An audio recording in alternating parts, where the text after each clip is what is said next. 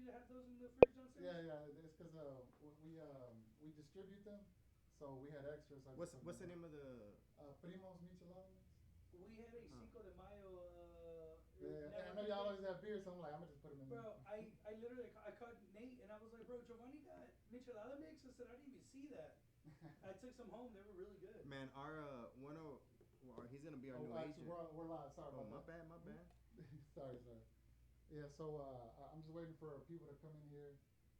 Okay, there's already two people. Let me just jump in. I don't have a chair. So we're streaming straight into this camera right here. Yes, sir. Oh, okay, got it. So this is what we're doing today, people. For people that are watching, I'm right here. So we got two realtors in here, people that know what the hell is going on with this real estate market and all that. And so you guys have the privilege and the opportunity to ask them any real question that you want to ask them. You know, they're not going to give you some bullshit that you see on social media. You can ask them straight up, and they'll answer your questions. So if you've been looking for a house or buy some real estate, apartment, whatever, mansion, whatever, castle, underground bunker, all that, and the mic is right here. So I guess introduce yourself real quick. Awesome, man. I'm Jovani Frank. I am based out of the Baytown area, born and raised there, but I work in between downtown and Baytown. That is my bread and butter. And I also have my broker here right next to me, Nathan Valderas. He is based out of Spring. You want to introduce yourself? I think you just did. Okay. If I just want to take control over the show, it's fine. There ain't no problem with My me. name is Nate Valderas. I'm the broker and operating manager for Lionsgate Realty. Lionsgate Realty. And so how long have y'all done this Lionsgate Realty? How many years of experience do y'all have? Over 18, 19 years. Started Lionsgate Realty 2007. I see. And so what kind of clientele do y'all usually get? Do y'all get a lot of younger clients, older clients? Who do y'all usually service the most?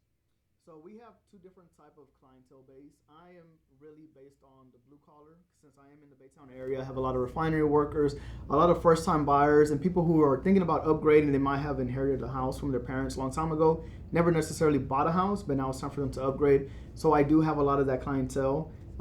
He has a different type if you want to go ahead and... Well, I deal mostly with investors. I deal more with the day-to-day of managing realtors. We have over 50 realtors in Houston. I actually have one of our sales directors sitting here. He's off camera right now.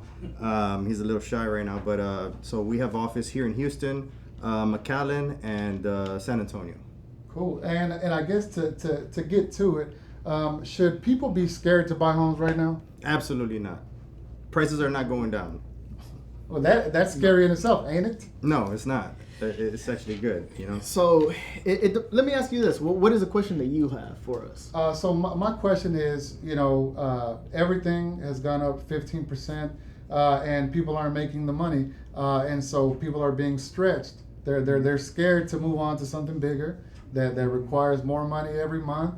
They're already being stretched with the food and all that. I mean, a bag of chips is $5 right now, $6. I'm not the big one. I think the 7-ounce. And so, I mean, when you say people should not be scared, I mean, why do you say that they should not be intimidated or scared of that? So this is my thing, right? You always have to look at what other big companies are doing. So if they're hedging their bets for real estate, I feel that you should do the same thing.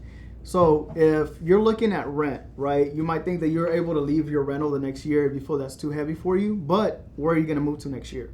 If you're renting at $1,300 a month right now, do you think next year, if that's too much for you, you'll be able to find whatever you have right now at $1,200? More than likely not. Worst case scenario, you'll get a 30-year mortgage locked in at whatever your monthly payment is that you have for that house. And if you have to move out, you put it on the market as a rental. Then you go move somewhere else. That mortgage is going to get paid for by somebody else. Do you encourage someone to do a rental like that? Worst case scenario, you have to, yes. If you're renting right now and you can afford to buy, you're just throwing money away because you have to remember, right? Interest rates, whatever it may be right now, that's what it is on the money, right? But for a rental, you're always paying 100% interest rate because that money, you're never going to get anything back. So even though rental might be less for you or you think that it's easier to get a rental property, long term, what are you actually paying? At least whatever you're paying monthly on the house, you're going to get some of that back whenever it is time to sell. And then for the home loan, because I remember 2008, what is the difference between the home loans in 2008 and the home loans that people are getting now in 2022? Perfect subject for him. So you just said some things. You said that people were being stretched, right? So when I started in 2004, you could buy a home for $80,000, $100,000, right? People now don't know any better. You're just in a time right now where you're seeing the prices go up. But at that time, we were selling $100,000 houses for 7%, 8% interest, 14% interest, Yeah. and nobody knew any better. Right now, you're just seeing the transition from 4 to 5 to 6. They say we're going to be at 8 at the end of the year, but it's actually a good thing, I mean, you can't find a $100,000 house now. Do you think people will be priced out of having their dream home? Sure, but they're going to make more money. If you do get in there. Well, the thing about it is that yes, with inflation, everybody starts to recognize that people got to get paid more, and people start making more. If you think about it, a laborer, in 2004, 2005 was getting paid what, $12 an hour, $14 an hour. Yeah. What do they get paid now? 18, 20. True. So everything, right now you're just in a transition where everything needs to catch up, right? Mm-hmm. And so if you're forward thinking and you just decide to say, you know what, this is the new norm, this is what I gotta get acclimated to, and just jump into it and say, you know what, I'm gonna buy that house now, then you won't have a problem, And they always say, when was the best time to buy real estate? Yesterday. When is the second time the best time to buy real estate? Today. So it is what it is. There's people on social media right now that are saying, and like I said, I don't know if it's true. I'm just running it by you. They're saying, well, yeah, you could buy these houses at the top right now. They're going up, and the price is going up, and you can lock it in. But pretty soon, they said the property value is going to go down. They said, I don't know how that works, but that's not going to happen. It's a totally different situation. So people always look at historical factors, right? So if you look at a historical factor back in 2006, 2007, whenever the market crashed, right? Mm-hmm. It wasn't because of what's happening, here. It was because of what happened nationwide with the mortgages, with the hedge funds, with the stock, Yeah. And that's why we lost so much value in properties. We don't have that problem right now. Right now, we have so many factors that go into play. We have wholesalers now. We have everybody has equity now. I mean, I know people right now that are losing their homes on foreclosure. They can walk away from their homes and make money, which you didn't have that. What do you mean by that? Explain. Well, they have enough equity in their house that they can actually sell it for a cheaper price just to make their foreclosure what they owe to the bank, and also walk away with 10, 20 grand. Oh, yeah. And you didn't have that in 2007, 2008. So that's not going to happen. And then, I mean, everybody gets these phone calls every day. Hey, you want to sell your house? Hey, I see your house on XYZ, I mean, it's just the whole, like always, right? The whole world looks at Texas. The whole world is cold calling us. And people don't understand that. Why Texas? I mean, we have everything here. We have oil. We have what is it called? We're the Lone Star State for a reason. Yeah. No. Just our economy is just pretty cool. It's just vast. I mean, we have a lot of things going for us. We have tech. We have oil. We have land. Mm-hmm. We have tons. We still have tons of land. We have medical. I mean, we have everything here. Everybody looks here. All my investors are from Canada. South Africa, Mexico, everywhere. I mean, everywhere. Venezuela. Everybody's looking at Texas. So and that's what I always say. Tell people. If people look at experts, right? Because you just mentioned right now, hey, we got an expert, or the people on Instagram, or people whatever, and you're like, where are these people from? And if you ever notice, they're always from some crap town, Michigan or something, and you're like, yeah, I mean, anybody with the freaking you get these guys from Michigan, these professionals, right? That they make it in Michigan. You're like, okay, so he has he's charismatic, he has a good personality, and his state is the size of my city, so it's not hard to make money and to sit there and claim you have the secret to some kind of real estate empire. But in reality, do you really know Texas? Can you really come to Texas? I mean, why haven't they moved to Texas and done business here? No, they can't. All they can do is sell their opinions to Texans. And unfortunately, there's a lot of Texans that'll eat it up and buy it. Do you think that, because you know how rent prices for apartments and stuff, and I know that's a good selling point, because they're like, why would you get an apartment? The rents are going up. You're just throwing away money. There's talks of rent coming back down. Have you heard anything like that? Rents are not coming down. It's one of the few things that never come down. Because I know we hear it all the time, but I just want to get a good answer. What makes you so sure when you say that? When prices go up, that means mortgages go higher.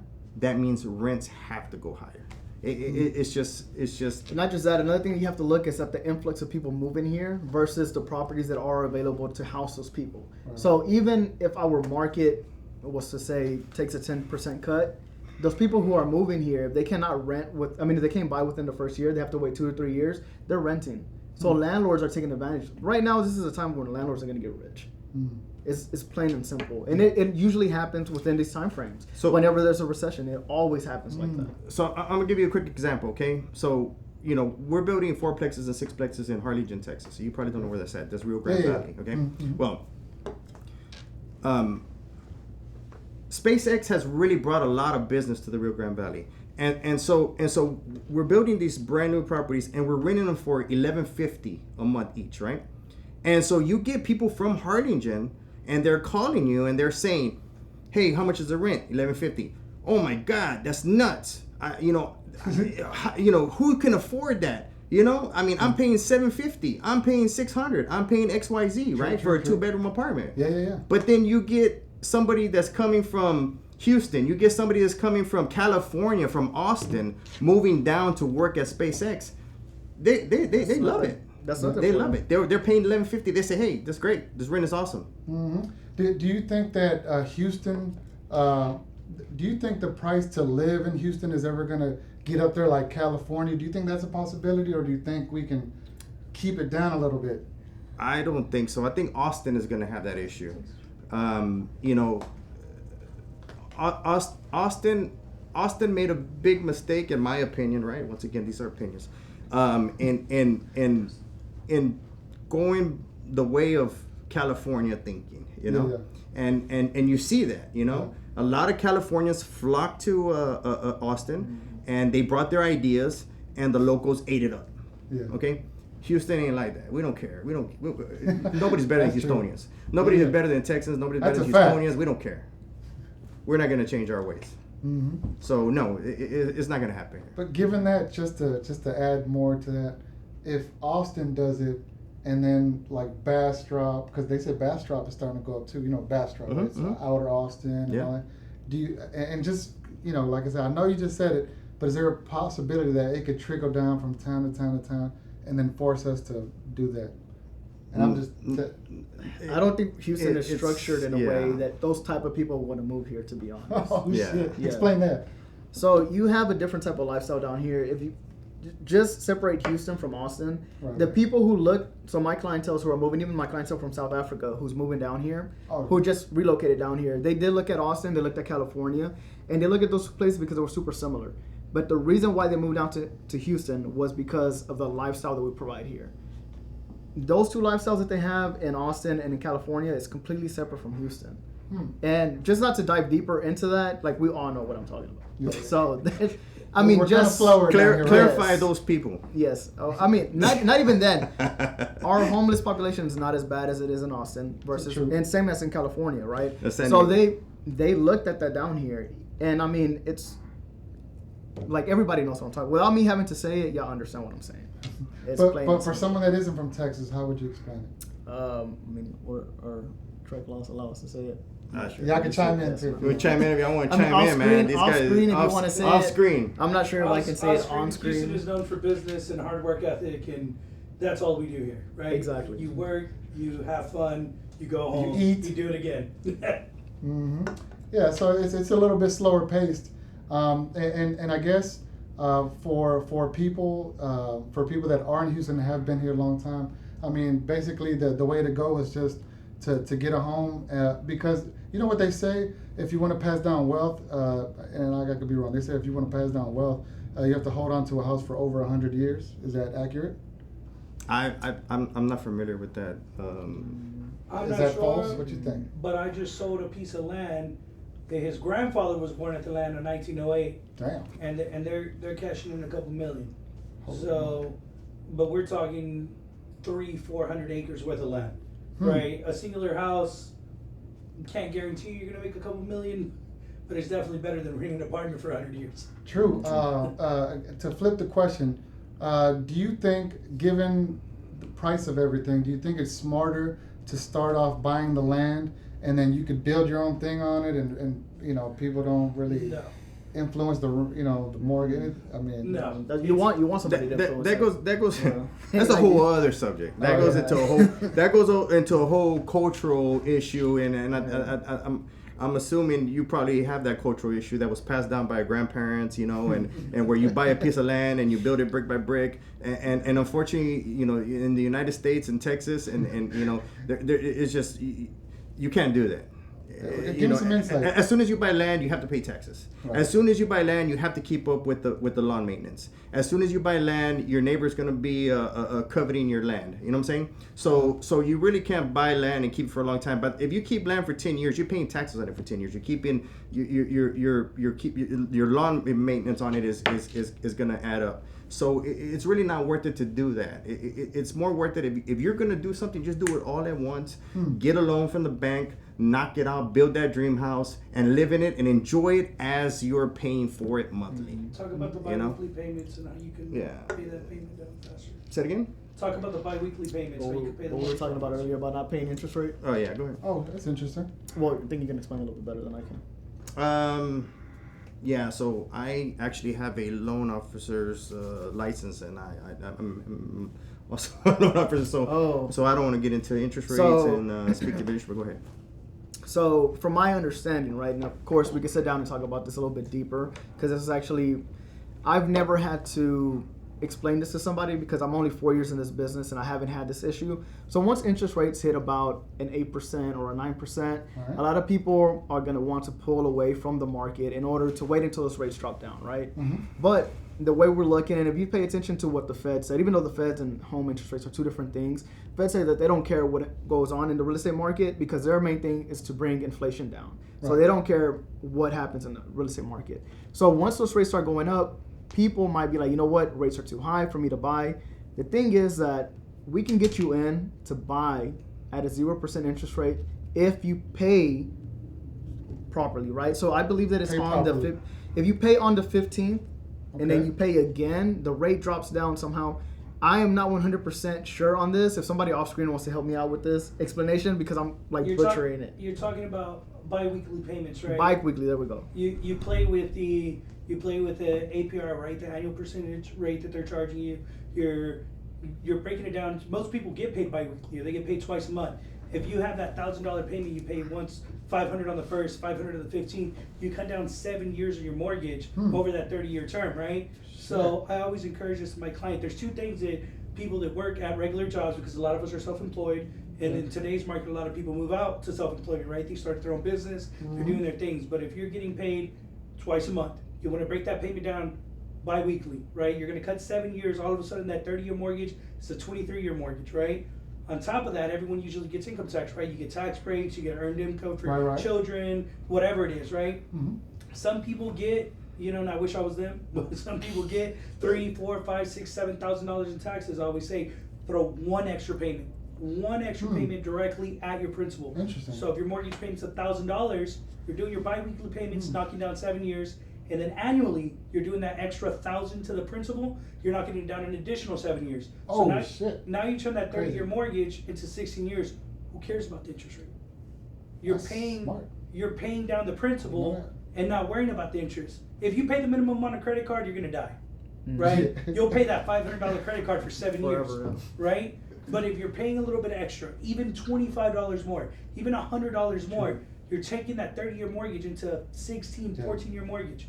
I'm speaking from experience. I'm speaking from family. I've seen examples. I've been in real estate long enough to see this happen. It's good to know, though. I remember I asked him a question, and I remember the answer was like, yes, the mortgage is 30 years, but who really stays there for the full 30? Mm-hmm. Usually they'll get halfway and then like try to upgrade, right? Yeah, we're upgrade nation. Like, especially here in Houston, nobody wants to have the same car that they've had for 5 years, the same house. Their brother buys a new house, then 2 months later they're looking for a new house too. That's what we're used to. We're in the oil field. We have weekly checks. Well, I speak from that because I come from that. But whenever you have that weekly check, the weekly mindset, you're always chasing the newest thing, and it's normal for us. It happens. The good thing about homes is that you build equity. So even though you're upgrading, it's different from a car. The moment that you upgrade to a car, you're losing some of the value, right? This market's a little bit different right now, but just speaking in general, with a house, you have some type of equity built in there. So you're always upgrading. That's another good point that I wanted to touch on whenever you said, what if people cannot afford their dream house? I always point out, especially to my first-time buyers, anybody who's under 250, you're not looking at your dream house right now. You're looking at your property is going to put you in a position for the next 5 years to buy the house that you do want. So you look at areas. What area is growing? What area could be a possible rental for you? You have to think strategically right now. Nobody can buy a dream house unless you're cash heavy. So right now, don't focus on emotion. Buy off of logic. Buy off of numbers. And I know that's extremely hard because usually houses is one of the biggest purchases people are going to do. But you need somebody who's going to teach you to focus on the actual purpose of what you want. One last question. Do you think in 3 to 5 years, people are still going to be coming to Houston cash heavy, buying stuff up? Do you think that's still going to happen? Yeah, definitely. Even with the prices right now, we're still one of the lowest markets. So also what I say is there's a lot of people turn 18 in Houston every day. And it's a new buyer. And you know what? These new buyers that are coming behind you guys don't care what the interest rates are. Don't care what the prices are because they're new to this. Right. They're like, I just the only people that suffer are the people that missed the bus and didn't buy the house, 6 months ago. Yeah. Now they're kicking themselves in the butt. Mm-hmm. And I guess is there just to wrap it up? Is there like a jewel you want to leave these young buyers? These young Hispanic buyers that are like I said, starting out, trying to get into this real estate thing. Is there something you want to leave them with? What I always say is, and of course, with respect, right? Don't listen to your mom and dad. Don't bring them to the inspection. You have that's ingrained in you. Buy a house, you're gonna live in it forever, and make sure you pay it off, and make sure that you do all these things, and unfortunately that just doesn't work here. If you were born here, came here, grew up here, whatever it is, learn how to do business here. And that's how everybody stays on top. That's how everybody stays on top, is by knowing how to move their money, how to invest into their real estate, what to do with their real estate, how to leverage their credit, how to leverage their equity, and just how to maneuver. Just maneuver in this business, And once again, I'm gonna throw a shameless plug in there. Call Lionsgate Realty, man. I train all my real estate agents how to do this. Because we just don't live in those times anymore. It's time for us to start thinking like Texans, and New Texans, like American Texans. I got you. Is there anything you want to leave the people with, these young buyers? How they can come and get with you where we're at? How they can start the process or what? Go with your first instinct. If your first instinct is to move out of the house and buy something, talk to a real estate professional. Don't go off of by what you're seeing in these videos. Don't go by off of your credit karma. You think that your credit is too low. Talk to a professional. Have them guide you. Don't try to do anything by yourself, because then you might actually screw up your credit or screw up your chances of getting a house. So just talk to a professional.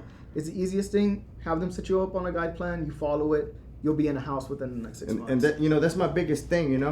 When you want to do your taxes, you always go look for a tax person to prepare your taxes. Can you do your own taxes? Sure, you can. But you look for somebody to try to find you some more money, make sure you don't get in trouble with the IRS. You get in trouble with the law. Hidden gifts. When you get in trouble with the law, what's the first thing you do? You contact an attorney. You say, hey man, what I do? I just messed up. Help me out here, right? Mm-hmm. But when you want to buy a house, what do? You call your mom. Call your deal. You call the neighbor. You call you call somebody that has absolutely, you call a notario. So notario is not a realtor. Notario is not a realtor. Call a real estate agent, and they're your ally. They're not there trying to take your money. They're there to help you and guide you. They're a consultant, Mm-hmm. So that's just my whole thing there with. I know I was about to say I was going to end. I just want to sneak in one more question. Is there a sweet spot in terms of when you're looking at a house, it's your first time? Maybe it's a young couple. Is there a sweet spot to look for in terms of when looking for a house? Is it like should be looking for like a $300,000 house? The mortgages or mortgage companies, right? They have a formula, okay? And what they do is they take your income, they take your debt to income ratio, and they take everything into consideration, and they tell you exactly how much you can buy. Yeah, how much house you can buy. And you know what? Just stick to it. Whatever the maximum is, just take it. Because they're being modest. They're literally looking out for their best interest. So if they say you can afford $350,000, take it. Because you know what? That house with inflation, in 3 or 4 years is going to be worth $400,000 or $500,000. Yeah.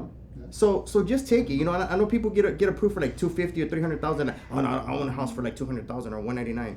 I mean, where are you coming up with that formula? If the banks are telling you what you can afford. So a main point here that I want to point out, because a lot of people have this as a sticking issue, and I hear this a lot, especially on my side of town. Whatever you're approved for, you don't go for that simply because it's your maximum. What you need to pay attention to is what your monthly payment is. What $350 is, depending on where your area is when it comes to taxes, it's not $350 here in downtown Houston. It's not going to be $350 in Baytown. So you need to pay attention to your monthly payment. That's what's important. True. You don't have to focus, I don't want to max out at $350 because $350 is my max. I don't need that. If it's $350 is $1,200 a month and you can afford $14, why aren't you taking the $1,200? Don't focus on the price range. Focus on your monthly.